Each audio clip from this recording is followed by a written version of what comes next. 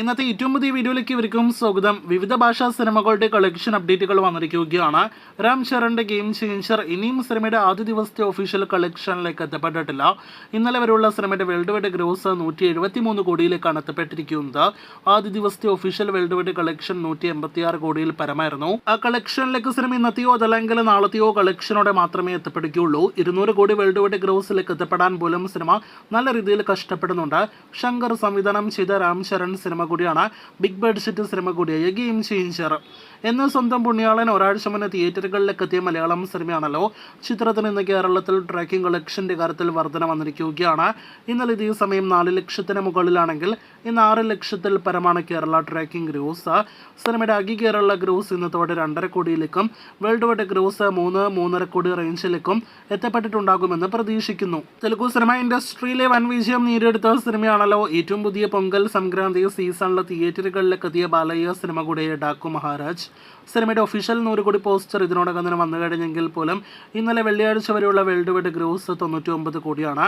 അതേസമയം ഇന്നത്തെ pre cell collection കൊണ്ട് മാത്രം സിനിമ 100 കോടി പിന്നിട്ടിരിക്കുകയാണ്. അങ്ങനെ ബാലയ്യയുടെ ഏറ്റവും പുതിയ സിനിമ കൂടി 100 കോടി ഗ്ലോബൽ ബോക്സ് ഓഫീസ് കളക്ഷൻ നേടിയെടുത്തിരിക്കുകയാണ്. ഉണ്ണി മുകുന്ദന്റെ മാർക്കോ ആ സിനിമയുടെ ഏറെക്കുറെ ഫൈനൽ റണ്ണിലേക്ക് എത്തപ്പെട്ട് കഴിഞ്ഞിരിക്കുകയാണല്ലോ. സിനിമയുടെ അവസാനത്തെ world wide gross collection update ആക്കപ്പെട്ടപ്പോൾ അത് പ്രകാരം 102 കോടി 50 ലക്ഷത്തിൽ പരമാണ് സിനിമയുടെ വേൾഡ് വൈഡ് ഗ്രോസ്. ഇന്നത്തെ കളക്ഷനോടെങ്കിലും 103 കോടി സിനിമയുടെ വേൾഡ് വൈഡ് ഗ്രോസ് എത്തപ്പെടുമെന്ന് പ്രതീക്ഷിക്കുന്നു. ഫൈനൽ കളക്ഷൻ 105 കോടിയിലേക്ക് എത്തപ്പെടുമോ എന്നാണ് അവസാനമായിട്ട് ഇനി നാം ഉറ്റുനോക്കുന്നത്. ഇതിനിടയിൽ ഒരുപാട് പ്രേക്ഷകർ കൊറിയൻ റിലീസ് എപ്പോൾ എന്ന് ചോദിക്കുന്നുണ്ട്. നിലവിൽ അതിനെക്കുറിച്ചുള്ള ഏറ്റവും പുതിയ അപ്ഡേറ്റുകൾ വന്നിട്ടില്ല. രവി മോഹൻ നായകനെ എത്തിയ നിത്യ മേനോൻ നായികവേഷത്തിലെത്തിയ തമിഴ് സിനിമയാണല്ലോ പൊങ്കൽ റിലീസായിട്ട് എത്തിയ കാതലിക്ക നേരമില്ലേ. സിനിമ തിയേറ്ററുകളിൽ 6ാം ദിവസത്തിലേക്ക് കടക്കാനായിട്ടിരിക്കുകയാണ്.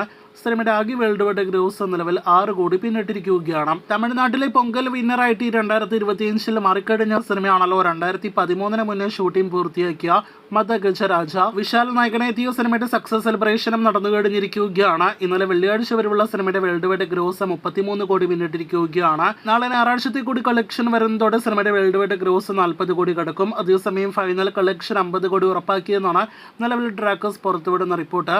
അപ്പോൾ കാത്തിരിക്കൂ സിനിമയുടെ അടുത്ത കളക്ഷൻ അറിയാനായിട്ട്.